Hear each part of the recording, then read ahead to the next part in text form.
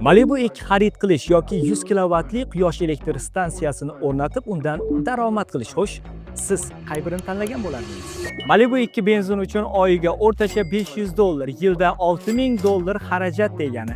2 yilda esa bu jonivorga $12000 ketadi. Bu hali boshqa xarajatlarni hisobga olmagan holda, bozorda ushbu mashinani narxi $6000 ga pasayishini hisobga olsak, $18000 minusdasiz. 100 kilovat quyosh elektr stansiyasi esa oyiga 15000 kilovat elektr energiyasi bilan sizni ta'minlay oladi. Uning har bir kilovatini yuridik shaxslar uchun 840 so'mdan, jismoniy shaxslar uchun esa 1000 so'mdan sotsangiz 15 million so'mga aylanadi. Bu taxminan oyiga $1250, yiliga esa $15000 foyda olib keladigan passiv daromad manbai degani. 2 yilda o'zini to'liq qoplaydi va hech qanday chiqimlarsiz sizga sof foyda keltirib turadi. Quyosh panellari 25-30 yilgacha ishlashni hisobga olsak, bemalol 30 yillik daromadni o'zingiz hisoblayvering.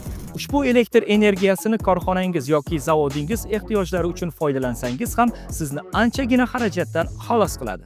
Mablag'ingizni mashina olib muzlab qo'yganingiz yaxshimi yoki quyosh panel o'rnatib daromad topganingiz afzalmi? Batafsil ma'lumot olish uchun quyidagi raqamlarga qo'ng'iroq qiling.